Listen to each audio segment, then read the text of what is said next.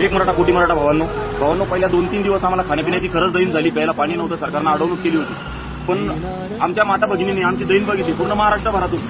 आता जवळपास प्रत्येक ठिकाणी प्रत्येक कानाकोपऱ्यामध्ये अन्नधान्य इतक्या मुबलक प्रमाणात येते की जर आमच्या गावातून 10 गाड्या आल्या असतात तर 20 गाड्यांचं अन्नधान्य आमच्या माता माऊली आमच्या पोटा पाण्यासाठी करून पाठवतात. आम्ही शेवटपर्यंत आरक्षण भेटेपर्यंत इथून निघणार नाही. शेवटपर्यंत आम्ही आमच्या लढ्यामध्ये सगळे इथं जटून आहोत. पण एक अशी आहे की आपण जे अन्नधान्य आणताय ते अन्नधान्य डायरेक्ट आपल्या आझाद मैदानावरती गाडी येते रात्रीची आणि तिथून वाटत मागं चालले.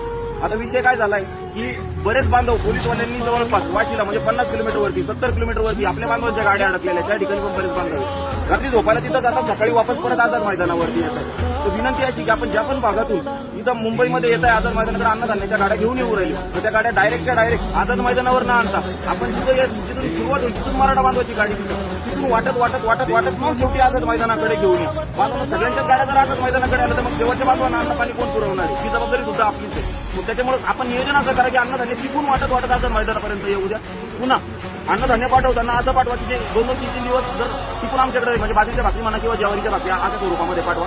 एवढंच म्हणायचं दुसरं काही नाही. आणि व्हिडिओ जास्तीत जास्त लोकांपर्यंत याच्यामुळे शेअर करा की एकदाच जास्तीत जास्त अन्न येतात आपण पिकवतोय माहिती आहे कशा कष्टातून पिकवतोय त्याचं नासाडी होऊ नये. खायलाच माणसं इतके नाहीये. अन्नधान्य आधी उपलब्ध झालेलं आहे.